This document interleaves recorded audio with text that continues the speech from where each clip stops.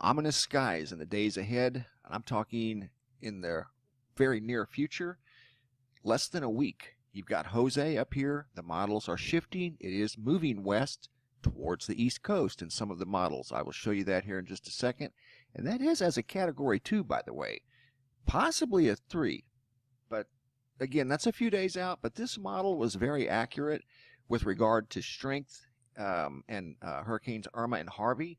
So I'm going with it. This is showing a Cat 2 or 3 up here off of the coast of North Carolina, getting close to that area. Not saying it is, and this is subject to change.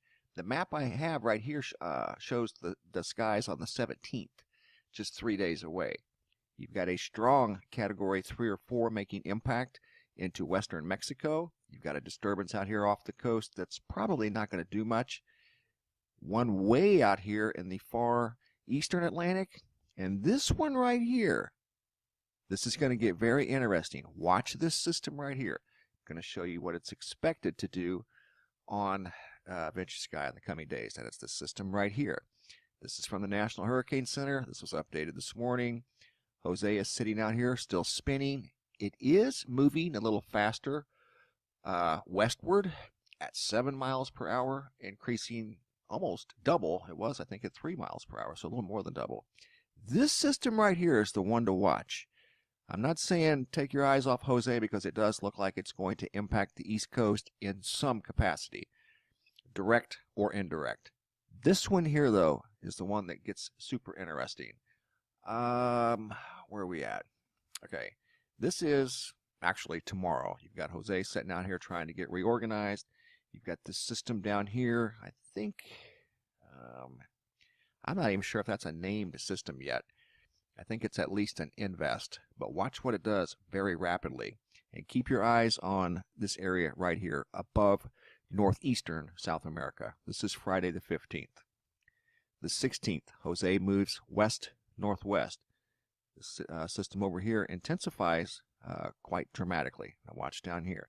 And then pay attention to what Jose does once it comes close to the northeastern United States. Now, if it impacts, that's going to make a completely different scenario. But right now, watch how weird this is. Saturday the 16th. Here's the 17th. That's the map that I just showed you. Harvey, I'm not Harvey, getting my hurricanes mixed up here. Jose, that's got 135 mile an hour winds. So strengthening very drastically and very quickly, just in the course of a day. That's Category 3 status. This one over here, getting ready to impact western Mexico, is Category 3 status as well. Yesterday, I'll have to look again today, but it was impacting as a Cat 4. Watch this system right here. Then you've got another one way out here in the far eastern Atlantic. This one looks like it's drifting west. Shouldn't be a problem. 18th. See how it's having coastal impacts, whether it makes direct landfall or not. There's going to be riptides and high surf, high surge, not necessarily storm surge, but high waves along the coast of the eastern United States. This one making landfall, let's zoom in western Mexico. Making landfall is a strong Category 3, maybe Cat 4. It just depends. That's a few days out. That's on the 18th, by the way. That's in 4 days. Jose sitting up here off the coast of North Carolina, and it is now officially in the cone. Look, the cone is moving way west. Before, the cone just barely came up off of the East Coast. Now it's got half of North Carolina in the cone. And we learned from Irma that this center path can move to either side of the cone and will. It did it in Irma multiple times. Swung to the far right, swung to the far left, back right, and then back left again. So, yes, it can move inside of this cone. Either way, just in all fairness, it can go farther to the right. But right now, the entire cone has shifted towards the East Coast. So all of the models are shifting towards the East Coast. This is showing only a Category 1, so that's where they're in disagreement, and they all disagree. You know, no two models are the same. But this one's showing a much stronger storm off of the coast of North Carolina, where this one's showing just a Category 1. which by no means is anything to not respect. That's still a strong storm. But there's Jose. This storm over here makes landfall as a Category 3 or 4 western Mexico, but it dissipates very quickly. Step forward to the 19th. Watch right here. Okay, see, that storm's already dissipated and going up into the lower 48 as rain. So the 19th, you've got Jose off the coast of Jersey, New York. Watch this system right here, 20th. And watch Jose. Just missing New York, having a effect on Boston and the Massachusetts area. So that's the model right now. Watch this storm here. 21st. Jose veers off to the right, still carrying strong winds of over 100 miles per hour. Goes past Newfoundland, affecting Newfoundland with at least winds and probably high surf.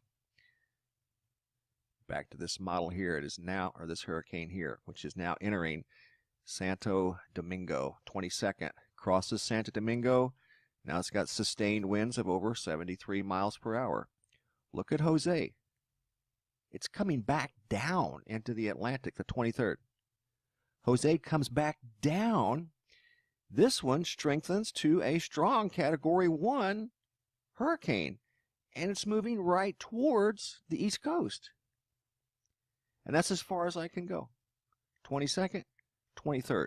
That straight line right into there. Just off of the eastern coast of the Bahamas. And you've got Jose now back down off of, if you drew a straight line, straight off the coast of northern North Carolina. I'll back it up and show you again. See how Jose makes a big semicircle? 20th, 21st, 22nd, 23rd. It's back down here. It goes up and back down. Mystifying.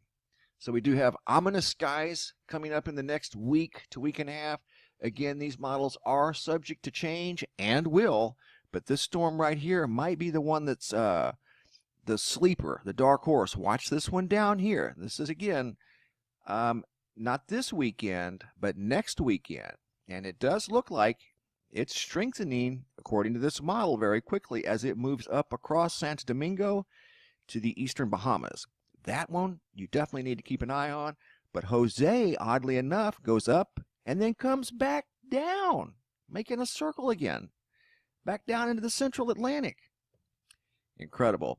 Ominous skies in the days ahead. Watch Jose for now. Western Mexico. Be on the lookout for a strong tropical storm, maybe a Cat 3, Cat 4 hurricane, making impact Sunday into Monday. All eyes on Jose right now.